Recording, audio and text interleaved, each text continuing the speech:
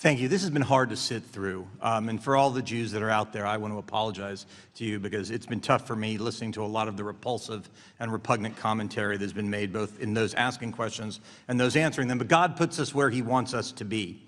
My 17-year-old this morning told me to wear my kippah, which I don't do often, but that may change, in honor of all of the students at these campuses that don't feel safe to wear it themselves. And for anyone who doubts my commitment to fighting on these issues, no matter what side of the aisle they're on, they can go talk to the 2 chairmen of the board and the 1 university president in Florida who no longer have their jobs because of me. So I encourage you to keep that in mind when you answer my questions. I think we heard a lot of lip service here. And Mr. Cole talked about the importance of free speech and equal access to education. So I'm going to start with those questions with Dr. Raymond. Dr. Raymond, and I encourage you, this may be happening right now. If a student is on your campus right now with a sign that says, "No blacks on campus," what will happen to that student?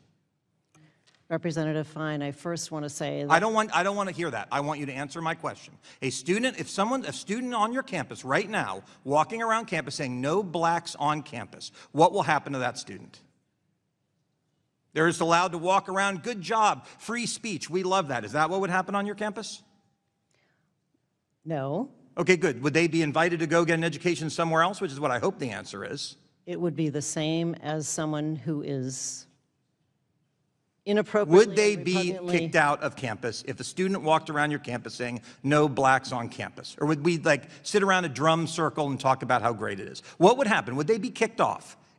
Or is that free speech at Haverford College? No blacks on campus. Representative Fine, there is no room for discrimination or But there is room, because at your campus, in front of you, at a protest, students held up a sign saying, "No Zionists on campus." They said, and there was no consequence for that, and you were at that event, and it happened on September 30th, 2024. You were there. My second question I'm going to go to, do you believe the Jews are responsible for COVID? Is that some sort of conspiracy that we came up with to go after people? The Jewish students on your campus and professors were responsible for COVID and it was unleashed on people? Is that what you believe?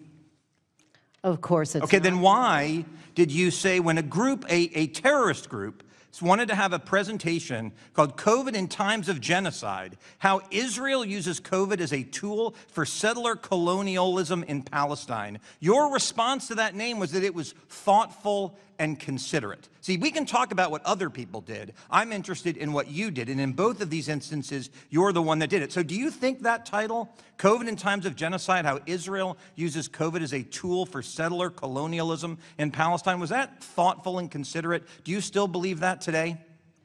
I did not say that about that title, and I do not believe that today. And Zionists are welcome on our campus. And Zionists are Jews and not Jews. And to go back to your other point, we do not tolerate discrimination against. Well, then let's get on to that. Since Zionists are welcome on your campus, we will now talk about a professor that is on your campus. And I may actually give some of my time to Mr. Cole on this one, because he talked about equal access to education. You have a professor named Guangtian Ha, and I apologize, who said in August of 2024, the only way to deal with Zionists is to stop talking to them and refuse to let them waste your time.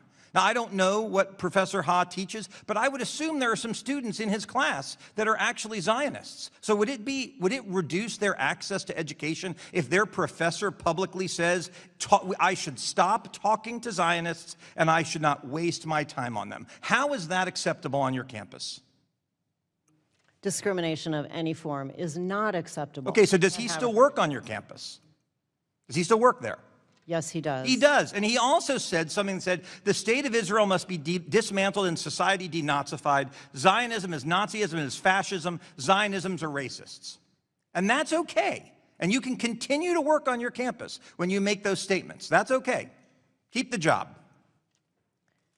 Those statements are repugnant, and I do not defend those statements. But you do, because here's the last one I'm going to do. You had a graduate student. Let's see if I can find it here. You had a graduate student who, before he was hired, made a statement. Can I find it here? The problem with your place is there's so many. October 7th, 2023, you had a visiting assistant professor write, "October 7th was a beautiful sight to wake up to this morning," end quote. And after this person made this statement, your school offered them another position in June of 2024. Why would you hire someone who says that October 7th was a beautiful sight to wake up to? Why would you hire that person?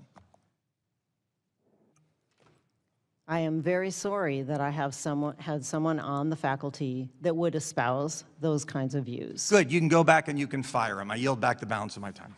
I thank the gentleman, and I would ask to submit for the record the most recent ADL campus anti-Semitism card that includes a report card that includes the 3 universities here, as well as others, including some that have been in front of us, where if it is conjecture that this committee and our activities with hearings are not having an impact, we'll see that there has been impact in better grades that are coming on for some, still terrible grades for others. So without objection, I submit this for the record.